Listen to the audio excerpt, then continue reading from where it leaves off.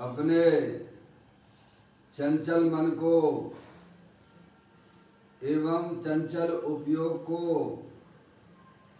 स्थिर करने के लिए जिनवाणी माता के माध्यम से अपनी वर्तमान ज्ञान की पर्याय में सम्यक भेद ज्ञान उत्पन्न करते हुए शरीर और शरीर से भिन्न जितने भी चेतन अचेतन पदार्थ हैं उनका मुझ भगवान आत्मा से किसी भी प्रकार का कोई संबंध नहीं है। इस प्रकार समस्त पर पदार्थों में अपने संबंध की वृत्ति को छोड़ते हुए अंदर जो अखंड ज्ञान ज्योति स्वरूप भगवान आत्मा है उसमें ही वर्तमान पर्याय का संबंध जोड़ते हुए कि मेरा ये भगवान आत्मा सदा काल शरीर आदि पर पदार्थों से भिन्न प्रकट अखंड ज्ञान ज्योति स्वरूप है। ऐसा अपने आप को जानो और ऐसा ही अनुभव करो कि मैं तो तीनों काल प्रकट अखंड ज्ञान ज्योति स्वरूप भगवान आत्मा ही हूँ।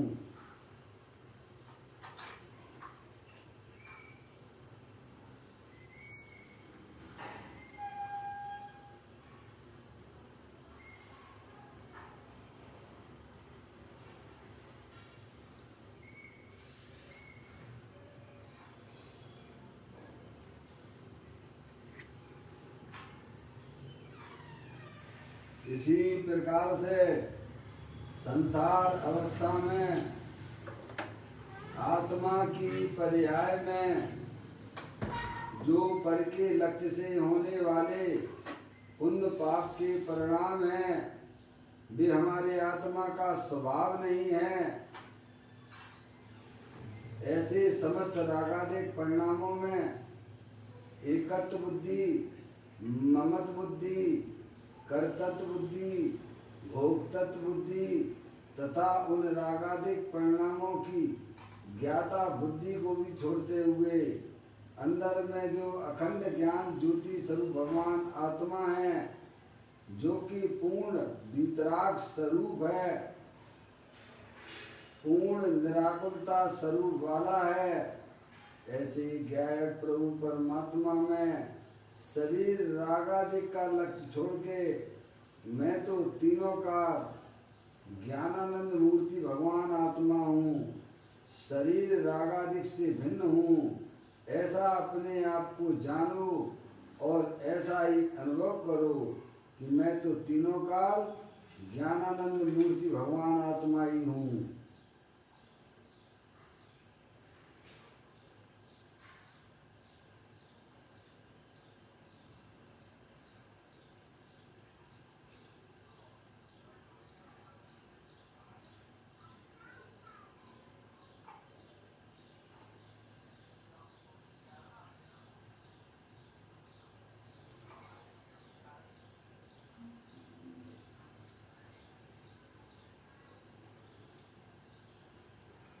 इसी प्रकार से संसार अवस्था में आत्मा की पर्याय में जो पर के लक्ष्य से होने वाला ज्ञान है वह परलक्षी ज्ञान भी हमारे आत्मा का स्वभाव नहीं है, वह तो इंद्रिय जनित ज्ञान है। ऐसे समस्त परलक्षी ज्ञान में भी सम्यक भेद ज्ञान उत्पन्न करते हुए कि मेरा ये भगवान आत्मा शरीर रागादिक परिणतियाँ और खंड खंड ज्ञान की पर्याय से विभिन्न एकमात्र अखंड ज्ञान ज्योति स्वरूप है। ऐसा अपने आप को जानो और ऐसा ही अपने आप का अनुभव करो कि मैं तो तीनों काल शरीर रागादिक और परलक्षी ज्ञान की पर्याय से विभिन्न एकमात्र अखंड ज्ञान ज्योति स्वरूप भगवान आत्मा हूँ।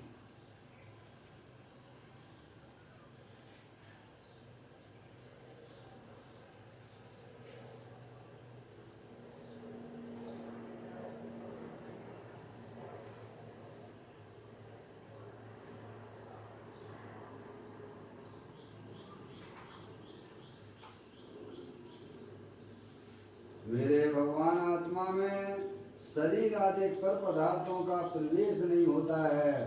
मेरे भगवान आत्मा में रागादिक परिणतियों का भी प्रवेश नहीं होता है।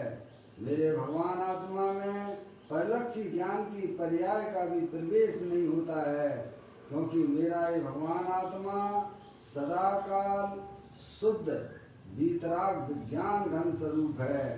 ऐसा अपने आप को जानो और ऐसा ही अपने आप को मानो कि मैं तो तीनों काल एकमात्र शुद्ध वीतराग विज्ञान घन स्वरूप भगवान आत्मा हूँ।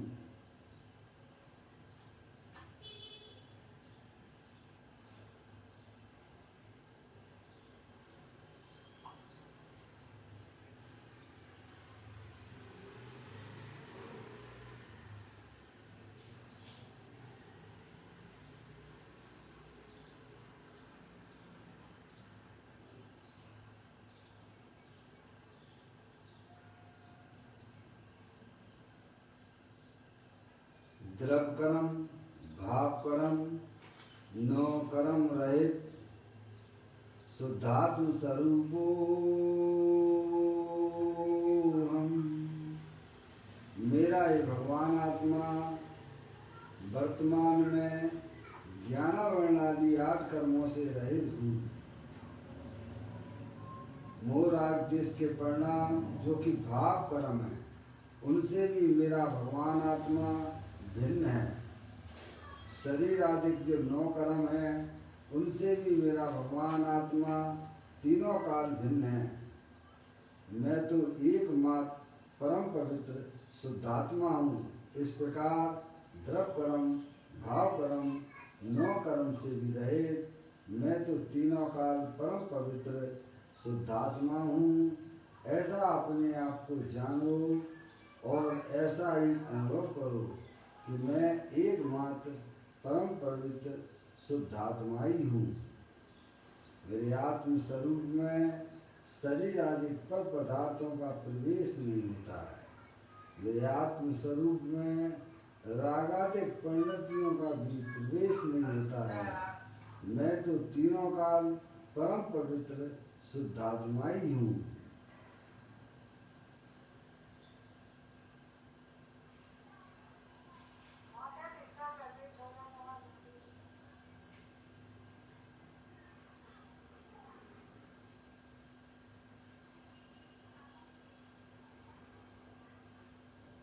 ओम नमः सिद्धेभ्यः। ओम नमः सिद्धेभ्यः। ओम नमः सिद्धेभ्यः। चिंतामणि सम स्वयं का चैतन्य तत्वमान है। निज का करूं मैं चिंतवन, निज का करूं श्रद्धान में। शुद्धात्मा ही देव है जो गुण अनंत निदान है। मैं स्वानुभव में देख लूं आत्मा स्वयं भगवान है। मैं स्वानुभव में देख लूं आत्मा स्वयं भगवान है।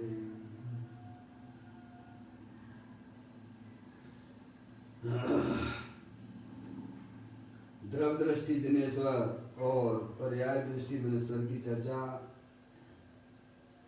महान ग्रंथ के माध्यम से हम और आप यहाँ इसका स्वाध्याय कर रहे हैं। आज का बोल है 875वें नंबर का बोल है। आप लोग निकाल लीजिए पेज नंबर 198 पे यह बोल आया है।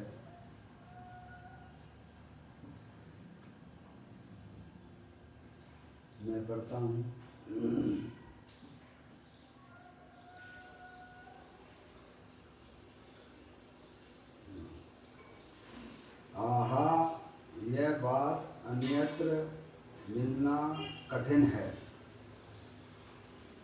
भाई क्या कहें, यह तो मान छोड़ देने की बात है। किसका मान, किसका अपमान, तेरा मान तो तेरी वस्तु में है। कहा है ना, होय भव्यता तो बहुमान, होय अभव त्रिभुवन अपमान। त्रिलोकीनाथ ऐसा कहते हैं कि यह सम्यक दृष्टि है, इसने आत्मा को जाना है, यह त्रिलोकीनाथ का सम्मान मिला। अब तुझे और किसका सम्मान चाहिए? और यदि त्रिलोकीनाथ कहें कि यह अज्ञानी है, राग का आदर करने वाला है, अपात्र है, यह भगवान की ओर से अपमान हुआ। इसके जैसा दूसरा अपमान क्या होगा? भले ही दुनिया तुझे मानती हो, परंतु उससे क्या। बहुत ही सुंदर बात है। यहाँ यह बताना चाहते हैं इस बोल के माध्यम से, सर्वज्ञ देव ने अगर आपको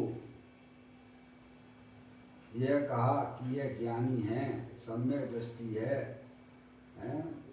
तो वह उसके लिए बहुत बड़े सम्मान की बात है। समझ में आया? और सर्वज्ञ देव की वाणी में अगर ये आ गया कि ये अज्ञानी है, अभव है, तो वह उसके लिए एक प्रकार से बहुत बड़ा अपमान है। सही बात है। ये बात इस बोल में समझाना चाहते हैं। समझ में आया? अब किस प्रकार से ज्ञानी है और किस प्रकार से अज्ञानी है, वह उसके लक्षण बताते हैं। समझ में आया? यहाँ यह बात अन्यत्र मिलना कठिन है। जैन दर्शन के अलावा आत्मा के स्वरूप का वर्णन, द्रव्य गुण पर्याय का वर्णन, कि चैतन्य वस्तु जो है वह रागादिक से भिन्न है, ऐसी चर्चा अन्य मतों में नहीं मिलेगी आपको। क्या समझ गए आप? मिलेगी नहीं। ये तो बस सर्वज्ञ देव के, जिन्होंने अपनी पर्याय में सर्वज्ञपना प्रकट किया है, ऐसे अरिहंत सिद्ध परमात्मा या और उनके बताए गए जो ग्रंथ हैं, उनकी जो वाणी है, वह दिगंबर जैन आमनाय में आपको सुनने को मिलेगा। समझ गए आप? तो कहती है बात अन्यत्र मिलना कठिन है, क्योंकि वहाँ ये चीज़ है ही नहीं है। भाई क्या कहें, यह तो मान छोड़ देने की बात है। किसका मान और किसका अपमान? समझ आप? किसका मान और किसका अपमान? तेरा मान तो तेरी वस्तु में है। समझ आप? समझे आप? शरीर आदि यह जो है वह आत्मा नहीं है। आत्मा त्रिलोकीनाथ है, अनंत शक्तियों के भंडार वाला है, अरूपी है। समझ रहे आप?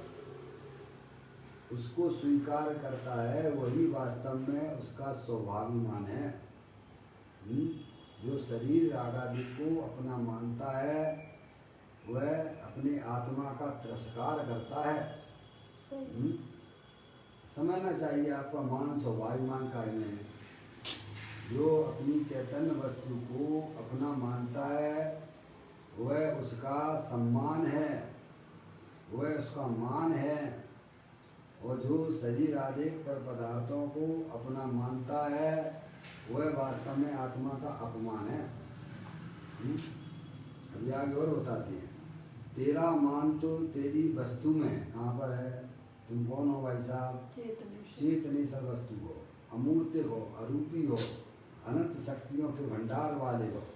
शरीर ये जड़ है, इसका आत्मा के साथ में किसी भी प्रकार का कोई संबंध नहीं है। और ये रागादिक परिणतियाँ भी उत्पन्न विध्वंसी हैं। समझ गए आप? कसाय जनित परिणाम हैं, वे भी हमारे आत्मा का स्वरूप नहीं है। समझ गए आप? तो आत्मा का सम्मान, तेरा मान तो तेरी वस्तु में है। तू जो चैतन्य वस्तु है, उसको अपना मानेगा, वही तेरा वास्तव में सम्मान है, मान है। कहा है ना। अब ये देखो, ये बात यहाँ बताते हैं, क्या कहा है ना, ओय भव्यता तो बहुमान, ओय अभव्य त्रिभुवन अपमान। इसका खुलासा किया है, त्रिलोकीनाथ ऐसा कहते हैं कि यह सम्यक दृष्टि है, कौन है, सम्यक दृष्टि है। ज्ञानी के ज्ञान में आया, तीर्थंकरों के ज्ञान में आया। जैसे आदिनाथ भगवान के ज्ञान में आया कि मारीची का जीव जो है, महावीर भगवान का जो जीव है मारीची, समझ नहीं आप, वह क्या है, भव्य है, भव्य है, तीर्थंकर होने वाला, लेकिन 24वां तीर्थंकर होगा। वो उसके लिए सम्मान की बात थी, वो उसको अपमान लगा, लेकिन उसे अपमान लगा। देखो तो विनाश काले बिक्री, क्या उसे वो अपमान लगा, तो अब क्या किया जाए। क्योंकि केवली परमात्मा के ज्ञान में ऐसी जगत की कोई भी वस्तु नहीं है जो उनके ज्ञान से ना जानी हुई रहती है। सही, सबको जानते हैं, तभी तो वे सर्वज्ञ है ना। तो उनके ज्ञान में आया, प्रश्न किसी का हुआ कि भाई साहब सभा में कौन है जो अगला जो है तीर्थंकर का जीव है कोई यहाँ पर, यहाँ है 24वां तीर्थंकर, कोई तीर्थंकर का जीव बैठा है, वो है 24वां तीर्थंकर होगा, ऐसी वाणी में आया। लेकिन वह उठ के चल दिया, तो 24 ही बना, फिर पहले हो गया 24 ही बना। समझ नहीं आप, अगर वह वहाँ से नहीं उठता तो इतने भाव बाकी कैसे होती है बताओ। वाणी का विरोध किया ना, सर्वज्ञ की वाणी का, सर्वज्ञ की वाणी को अनुकरण नहीं किया ना, विरोध किया, तभी तो 24वां तीर्थंकर रहा। सर्वज्ञ की वाणी का क्या खरा खरा अपना ही विरोध किया, 24 ही रहा ना। अरे सर्वज्ञ देव हैं, उनके ज्ञान से ऐसी कौन सी वस्तु, सकल द्रव्य के गुण अनंत पर जाय अनंता, जाने एक ही काल प्रकट के लिए भगवंता। समझ नहीं आप, ऐसी उनकी ज्ञान की पर्याय का विकास हुआ है जयंत परमात्मा की है। और उन्होंने उनके ज्ञान में ये बात आई है कि यह जीव ज्ञानी है या अज्ञानी है, कुछ छुपा उनके ज्ञान से बताओ। भव्य जीव कौन है, अभव्य जीव कौन है, ये उनके ज्ञान में नहीं आता होगा क्या? क्या नहीं आता उनके ज्ञान में, सब आता है। समझ गए आप? उनको मालूम है कि ये जो है अगली 24 में, 24 के अंत में 24वां तीर्थंकर बनेगा। और 24वां बना, भगवान की ज्ञान में आया कि द्वारका जो है 12 साल बाद जलेगी, कितने 12 साल बाद जलेगी। नेमिनाथ के ज्ञान में आया तो 12 साल ही बाद जली के पहले जल गई, 12 साल बाद। और किन के निमित्त से जलेगी, उनका भी जो यह भी ज्ञान में आया है। उनको तो जो है भूत की अनंत पर्याय और भविष्य की अनंत पर्याय जो कभी हुई नहीं है। भूत में जो अनंत पर्याय हमारे आत्मा की परिणमन हुए हैं अनंत काल पहले हैं भूत में, समझ गए आप? उनको भी वर्तमान में जानते हैं, ऐसा उनका ज्ञान है। और भविष्य में अभी हमारी आत्मा की पर्याय हुई नहीं है, स्वरूप परिणमन नहीं करी है, लेकिन उन पर्यायों को भी केवल परमात्मा वर्तमान वक्त जानते हैं। क्या सही बात है।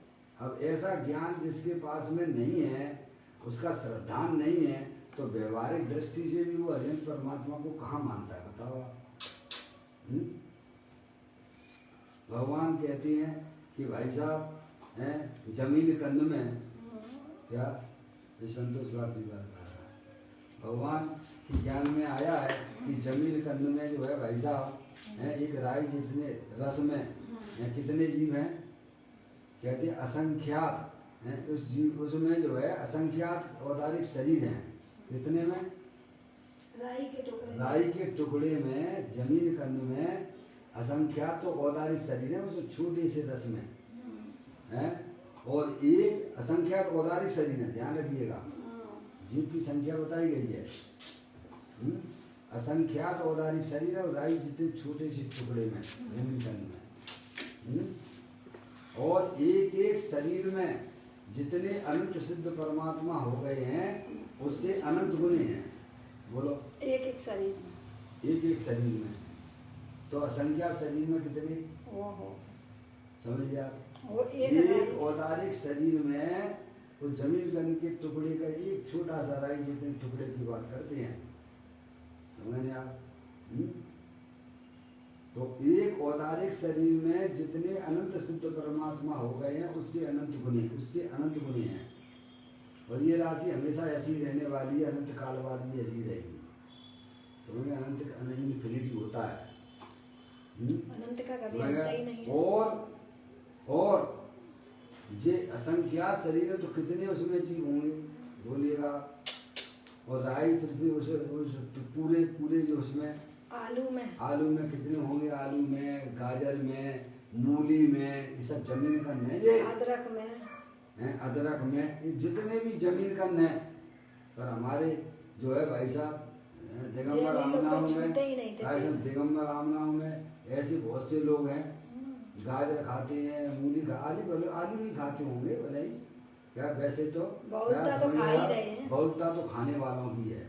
और उसमें भी कुछ ऐसे हैं कि कुछ कुछ अपनी इच्छा के अनुसार रख रखे हैं। कोई मूली है, मूली खाने से ऐसा होता है, गाजर खाने से ऐसा होता है, सब गलत लाइन पर जा रहे हैं, समझे आप। क्योंकि उन्हें सर्वज्ञ परमात्मा की बात पर विश्वास नहीं है, सही बात है, समझे नहीं आप।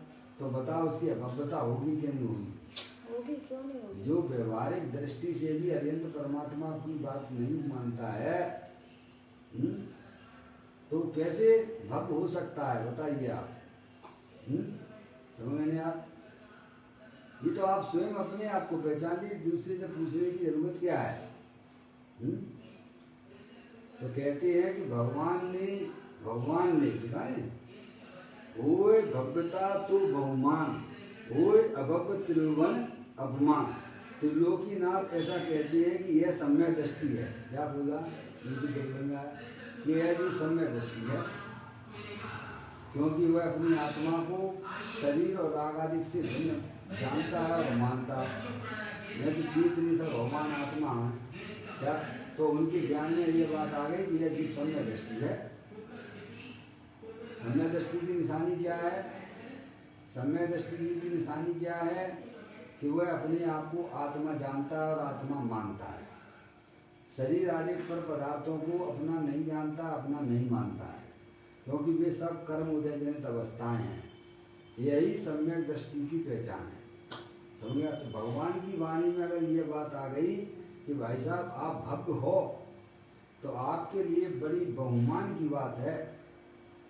क्या यानी सम्यक दृष्टि है, यह सम्यक दृष्टि है, इसने आत्मा को जाना है। क्या इसने आत्मा को, अपने आप को आत्मा रूप से स्वीकार किया है। यह त्रिलोकीनाथ का सम्मान मिला। क्या मिल गया बोलो? चाहे भले ही बाल में उसके पास में पाप के उदय से शरीर गंदा भी हो, बीमार भी हो, समझ गए नहीं आप, आर्थिक स्थिति भी उसकी बहुत कमजोर हो,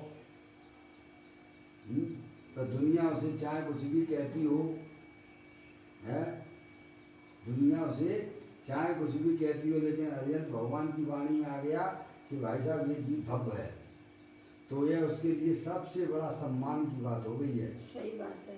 क्या दुनिया कुछ भी कहे, है दुनिया आप बाहर में बढ़िया चोला धर्म का पहने हो, दुनिया सब धर्मात्मा का तारीफ करती हो, भाई साहब ये बड़े बहुत बड़े धर्मात्मा हैं, बोले भगवान की वाणी में आ गया ये अभव्य है। क्या है आपको पता है कि नहीं पता है? वर्तमान युग में ऐसी भी कहानियां मिलती हैं पढ़ने को। रेवती रानी थी ना, हाँ। रेवती रानी, मथुरा की बात है नहीं? पूरी कहानी आप पढ़ लेना उसको। वहाँ पे का समय वहीं एक मुनराज रहते थे उस मथुरा में, समझे आप। लेकिन वहाँ पे जो सेठ गए वहाँ पे, वो उन्होंने उनको जो है नमस्कार, उनको जो है कैसे रेवती रानी के बारे में पूछा, नमस्कार किया, भेजा, और कुछ अलग जी थे उनके बारे में। रेवती रानी के बारे में तो बोला उन्होंने, है उनको बहुमान दिया, लेकिन जो वहाँ मुनराज थे उनकी बारे में कुछ भी नहीं पूछा। लेकिन लौकिक में भी प्रसिद्ध हो रहे थे। कौन? लौकिक में भी मुनराज प्रसिद्ध थे, तब उसको जो है नमस्कार बहुत करते प्रसिद्धि मिल रही थी हैं। हैं। और रेवती रानी को कुछ नहीं था। और वहाँ पे काय समय जो है काय समय बोला कि भाई रेवती रानी को आशीर्वाद देना हमारा। उन्होंने मुनि ने कहा था, आशीर्वाद दिया था रेवती रानी को। अब वो मुनराज के लिए कुछ नहीं बोला। और मुनराज के बारे में कुछ भी नहीं बोला उन्होंने। तो आप बताइए दुनिया किसको सम्मान दे रही है, लेकिन जो मुनराज किसको दे रहे हैं आप सोचिएगा। अरे प्रभु की तरफ है, मुनराज की तरफ से उस श्रावक को आशीर्वाद मिल गया, कितनी बड़ी बात है। और जिनकी चर्चा चल रही थी उनके बारे में कुछ भी नहीं बोला, तो उनकी परीक्षा भी फिर की गई उस सेठ के द्वारा, समझ में आया और सब हकीकत समझ में आ गई।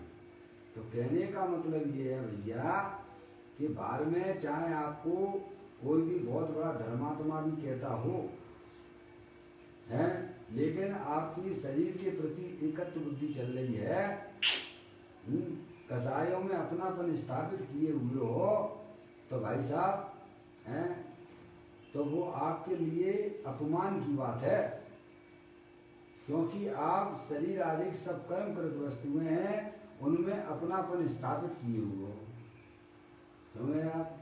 और बाद में आपको चाहे कुछ भी गंदा भी बोले, लेकिन आपकी अंदर के परिणाम बिल्कुल सही हैं, आपकी नीयत अंदर की बिल्कुल सही है, क्योंकि आप प्रभु की बात का अनुकरण कर रहे हैं जो प्रभु ने बताया है, तो आप ये समझिए कि आपके लिए बड़ी सम्मान की बात हो जाएगी। या दुनिया के कहने से कुछ भी नहीं होता है, समझ। सर्वज्ञ देव की वाणी में अगर ये बात आ गई कि भाई साहब ये सम्यक दृष्टि जीव है, या ज्ञानी है, अपनी आत्मा को जानता है, ये उसके लिए बहुत बड़े सम्मान की बात है। और वही बात अगर भगवान की वाणी में ये आ गई कि भाई साहब ये तो अभव्य है, क्या भाई साहब, तो आप ये समझना आपके लिए भाई साहब में बहुत बड़ा अपमान की बात हो जाती है। देखो आपको पता होगा वर्तमान युग में वह भी चर्चा आती है, एक मुनराज जो है वृक्ष के नीचे इमली का पेड़ था, जो भी था उसके नीचे ध्यान लगा रहे थे, ध्यान में बैठे हुए थे। वहां से एक राजा, कौन राजा श्रेणिक जो भी है, देख लेना आप, वहां पे समूह शरण में प्रश्न किया कि प्रभु जो मुनराज पेड़ के नीचे बैठे हुए हैं उनके कितने भव हैं, क्या पूछा। पेड़ के नीचे जो मुनराज ध्यान लगाए हैं उनके कितने, पेड़ के नीचे जो मुनराज बैठे हुए हैं, जो ध्यान लगाए हुए हैं, उनके अब कितने भव हैं। तो भगवान की वाणी में आया कि भाई साहब जिस पेड़ के नीचे बैठे हुए हैं, जितने उसमें पत्ते हैं उतने उनके भव हैं। क्या आया, उतने उनके भव हैं। तो वो है जो है का समय एकदम उसकी शकल उतर गई, क्या ये क्या कह रहे हैं, मुनराज होकर इनके इमली के पेड़ के नीचे बैठे हुए हैं, इतने पत्ते लगे, इतने इनके भव हैं। वो आया महाराज जी, विनय पूर्वक कहा प्रभु मैं भगवान के समूह शरण में गया था, आपके बारे में यह कहा गया, यह बताया कि आप जिस पेड़ के नीचे बैठे हुए हो उतने आपके भव हैं। उनको जान के तो प्रसन्नता हुई कि चलो हमारे भवों की काउंटिंग क्या, आ गई। उस बात को जानकर उस मुनराज को तो प्रसन्नता हुई, क्यों, कब भगवान के ज्ञान में यह तो आ गया कि मेरे अब कुछ भव जो है काउंटिंग वाले रह गए हैं। क्या भैया समझ में आ गई। अरे ये क्या है, अगर जीव निगोद में चला जाएगा तो 8-10 बार जन्म में मरो है, फटा एक सांस में 8-10 बार तो भप्पू कर लेगा, जितने पत्ती है उसमें कदम है। उनके ज्ञान में ये बात आ गई है जी भव्य है, भले जो है अर्धपुद्गल परावर्तन भी क्यों ना हो, उस आत्मा के लिए बड़े सम्मान की बात है। समझ में आए भाई साहब, भले ही वह जीव उसका संसार अर्धपुद्गल परावर्तन भी क्यों ना हो, समझ में आई, लेकिन बाहर में चूल्हा धर्म का पहने हुए है, समझ नहीं आप, लोग दुनिया उसकी तारीफ करने लगी हुई है, लेकिन अंदर से वासनाओं की पकड़ अंदर चल रही है, कसायों की पकड़ अंदर चल रही है, समझ नहीं आप। भगवान ने कह दिया ये तो जो अभव्य है, समझ गए आप?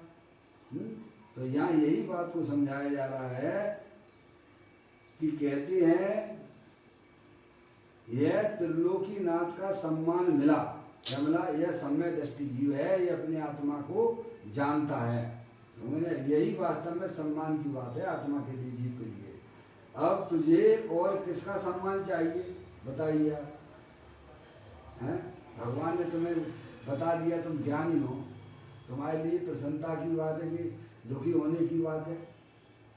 कितना बड़ा आपको सम्मान मिल गया त्रिलोकीनाथ ही, हैं?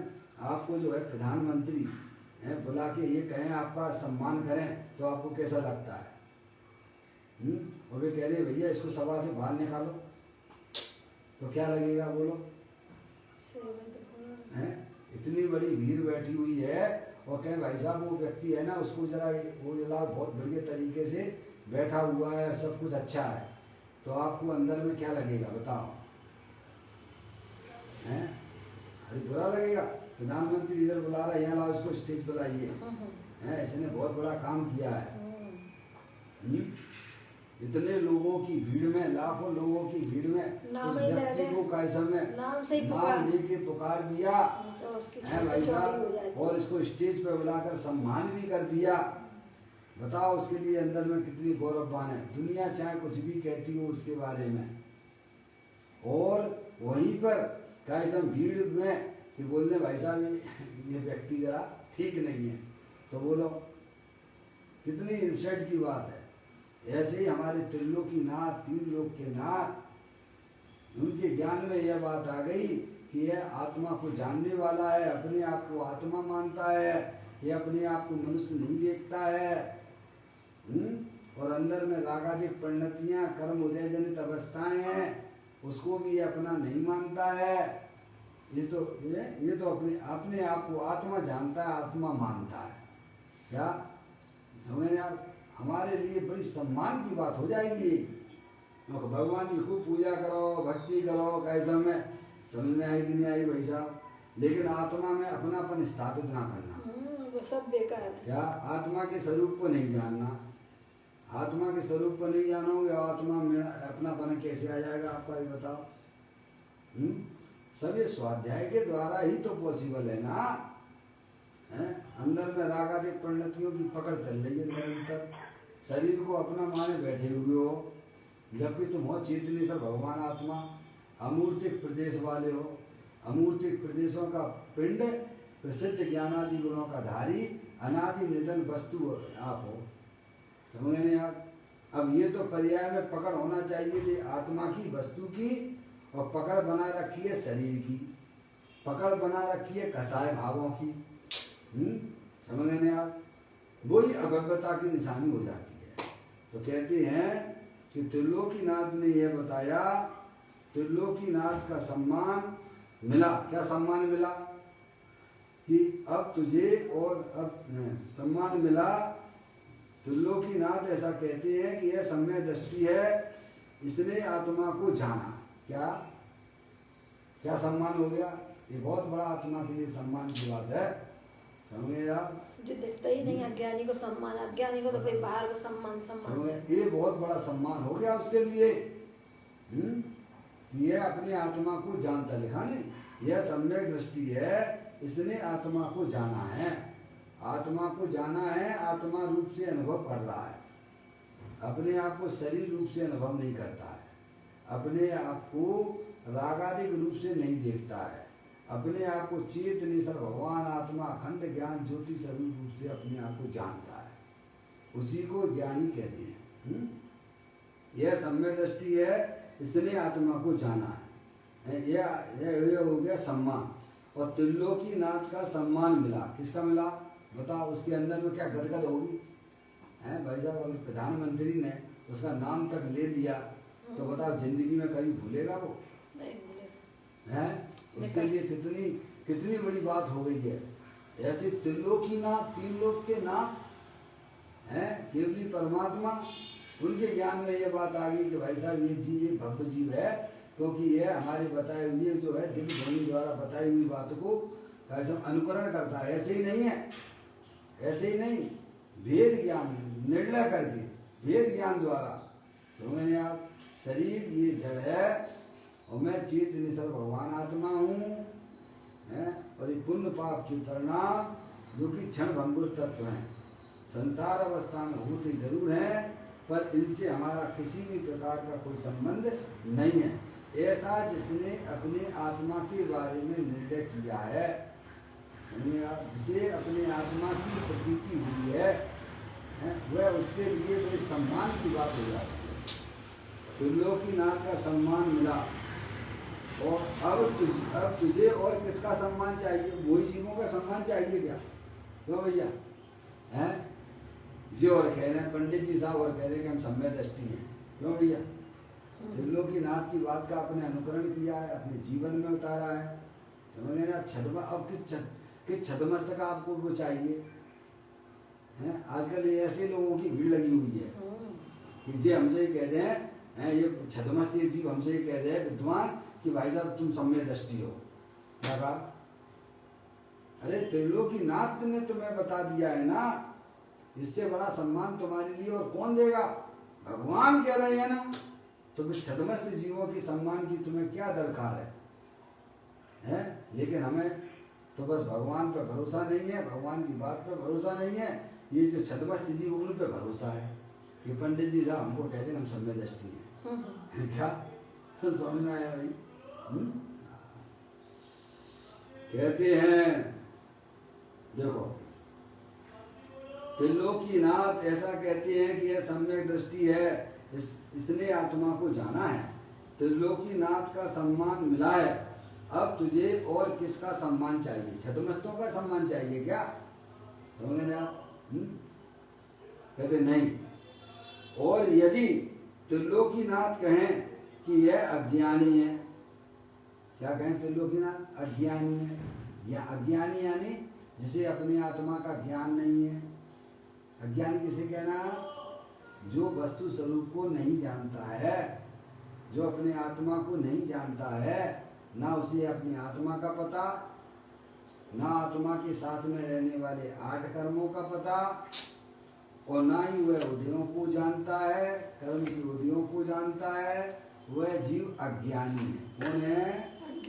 अज्ञानी है। देखो अब यहाँ खुलासा करते अज्ञानी की बात। तो कहते हैं त्रिलोकीनाथ कहें कि यह अज्ञानी है, राग का आदर करने वाला। किसका आदर करने वाला है? राग का। राग का यानी राग 2 प्रकार का होता है, एक पाप रूप परिणाम वो भी राग है, और एक पुण्य रूप परिणाम वह भी राग है। समझ गए आप?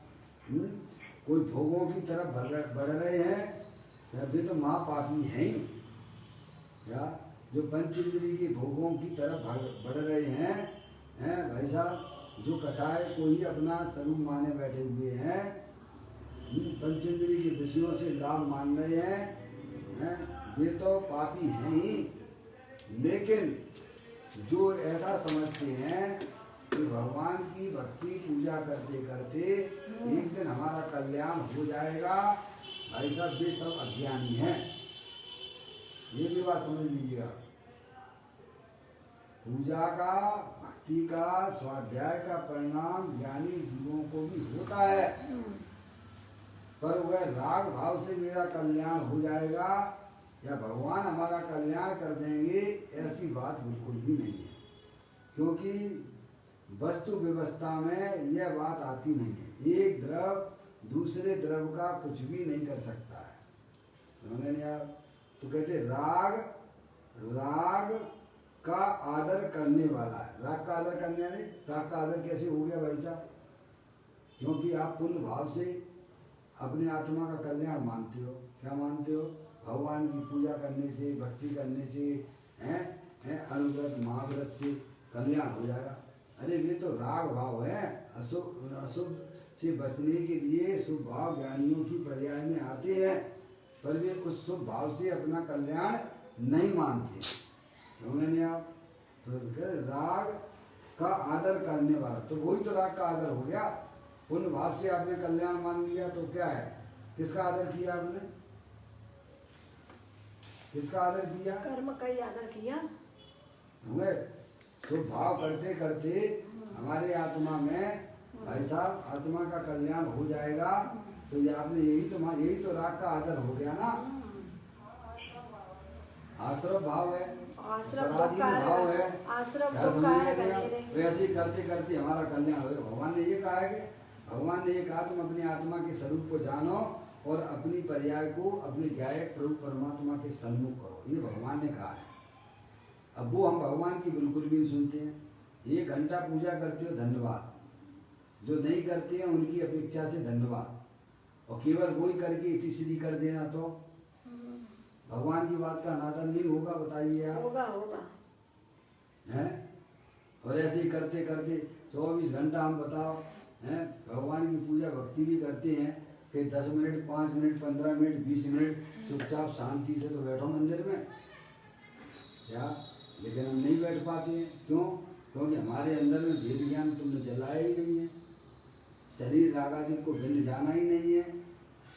शरीर को अपना माने बैठे हुए हो, इसीलिए बैठने में तकलीफ होती है तुम्हें। क्या होता है?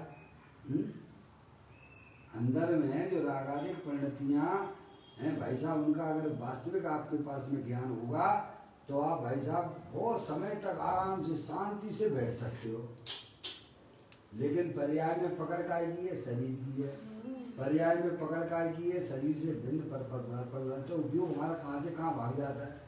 भगवान की पूजा करते करते मैं भाई साहब कहाँ घर पे पहुँच जाता है, जहाँ जिससे प्रेम करते हो वहाँ चला जाता है। बिल्कुल सही बात। क्या समझे आप? क्योंकि आप बहुमान किसको दे रहे हो? राग को। पर्याय में बहुमान किसको दिया जा रहा है? शरीर और शरीर से संबंधित जितने भी चेतन अचेतन पदार्थ हैं, इसीलिए उपयोग वहाँ पहुँच जाता है। समझे नहीं आप? अगर आपने अपनी आत्मा को समझा होगा कि इस जगत में अगर कोई सर्वोत्कृष्ट पदार्थ है तो वह मेरी चैतन्य वस्तु है। फिर अस्थिरता का राग ज्ञानी जीवों की पर्याय में भी होता है, पर श्रद्धा संबंधी पकड़ तो आत्मा की बनी रहती है ना। समझे आप? तो कहते हैं कि राग का आदर करने वाला है अज्ञानी जीव है। राग का आदर कैसे करता है कि भगवान की पूजा भक्ति आदि शुभ भाव करते करते हमारी आत्मा का कल्याण हो जाएगा। यही वास्तव में शुभ भाव का आदर हो गया। सही बात। समझ नहीं आप? और से ये मालूम पड़े कि भाई साहब इस विश्व में कोई भी एक द्रव दूसरे द्रव का कुछ भी नहीं कर सकता है। जब ऐसा सच्चा ज्ञान होगा तो अंदर से पुरुषार्थ उसका जागृत होगा ना। अभी तो यही मान्यता पड़ी हुई है। सोचिए, थोड़ा विचारिए, अंदर में देखिए हमारी वासनाओं का कैसा प्रभाव चल रहा है।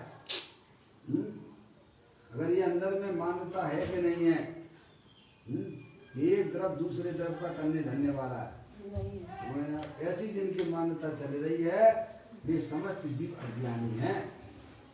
वो यही मानते हैं कि भगवान की पूजा भक्ति करना ही वास्तव में मेरा धर्म है और ऐसे ही हमारा कल्याण हो जाएगा। वही वास्तव में राग का आदर हो जाता है। सही बात है।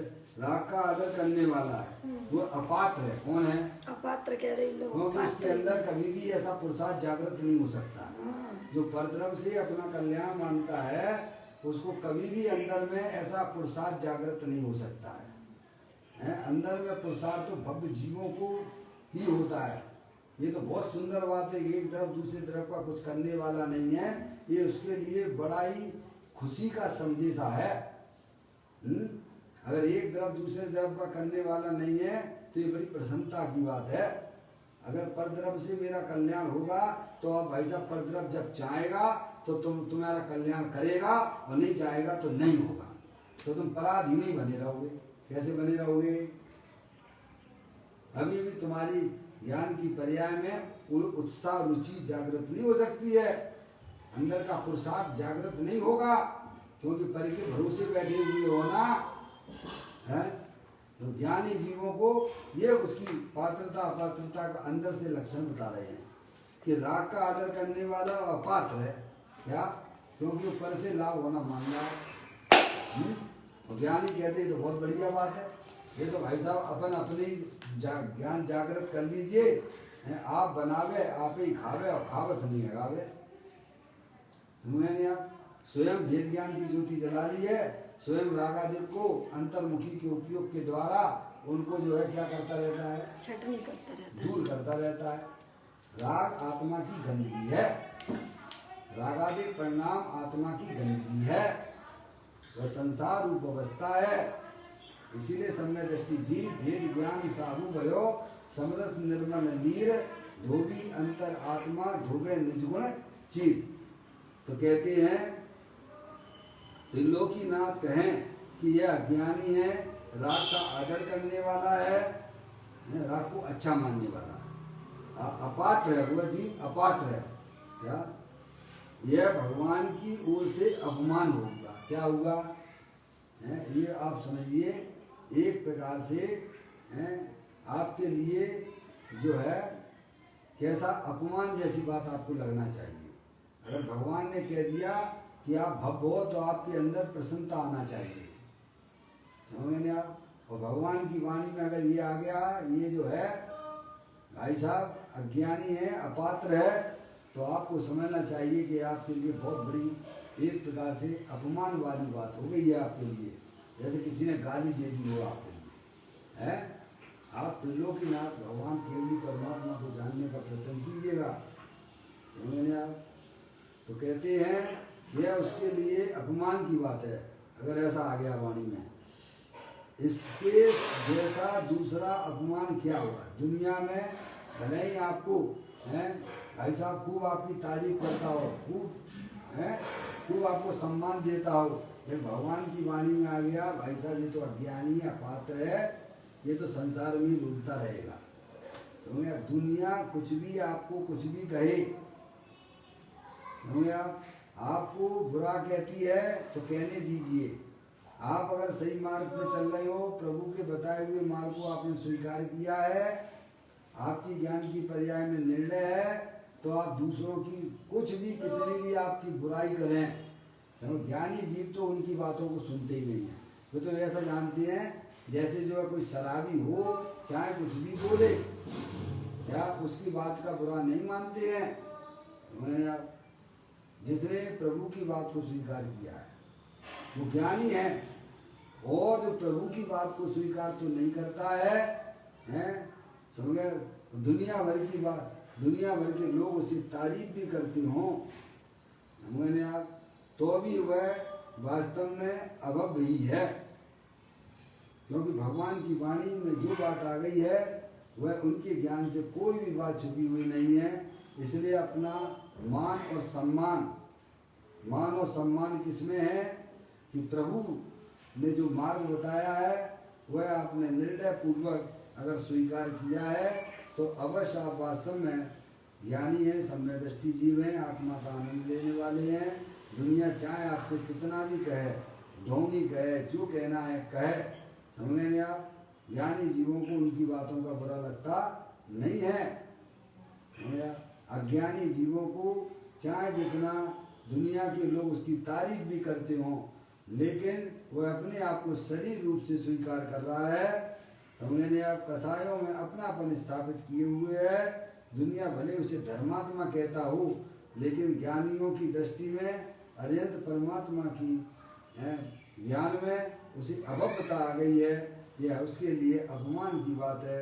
इस प्रकार से हमें जिनवाणी माता के द्वारा अपने आत्मा के स्वरूप को आप पहचानिए, आप अत्यंत परमात्मा के स्वरूप को भी जानिए, जो भगवान ने हमें मार्ग बताया है कि अपना जो चैतन्य वस्तु है अमूर्तिक है, अरूपी है, अनंत शक्तियों के भंडार वाली है, स्थायी चीज है, और शरीर जो है ये क्षण भंगुर तत्व है, जड़ है, समझने आप। ये अस्थिर वस्तु है, और राग आदि परिणतियाँ भी हर समय नई नई उत्पन्न होने वाली हैं। इन राग आदि परिणतियों का और शरीर का हमारी आत्मा में उनका प्रवेश नहीं होता है। मैं तो एकमात्र भीतरा विज्ञान घन स्वरूप भगवान आत्मा हूँ, ऐसे अपने आत्मा की दृष्टि कीजिए, ऐसे अपने आत्मा की प्रतीति कीजिए। जो प्रभु ने बताया है यही वास्तव में पात्रता की निशानी है। इस प्रकार से आप प्रभु के बताए हुए मार्ग को सुनकर विचार करके निर्णय करके अपनी पर्याय को इस प्रकार का बनाने का प्रयत्न कीजिएगा, तो अवश्य प्रभु के बताए हुए मार्ग में आप हम सबका नाम लिख जाएगा। भैया जनवाणी सुनने आया है जी, तो भव्य ही समझना चाहिए है। आपकी अगर नीयत सही है तो पर्याय में आपकी अवश्य बरकत होगी। इस प्रकार से यह बात यहाँ बताई जा रही है। यह बोल पूरा हुआ, कल फिर एक नए बोल के साथ में। चैतन्य का स्मरण प्रति क्षण करो रे, भव के अनंत दुख को पल में हरो रे। अक्षय अनंत निज सुख निधान पाओ, गाओ अरे नितैसी के गीत गाओ। 99 मुखर मंत्र।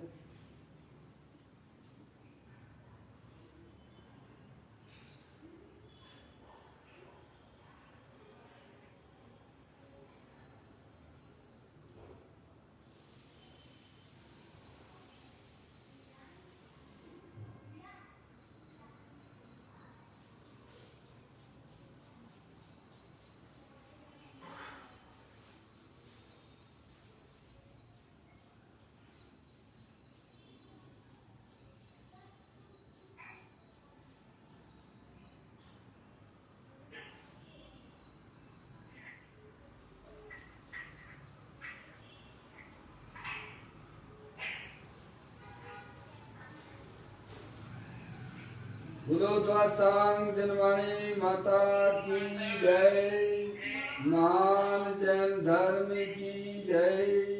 सभी साधर्मी आत्मार्थी बंधुओं को सादर जय जिनेन्द्र, जय जिनेन्द्र, जय जिनेन्द्र, जय जिनेन्द्र।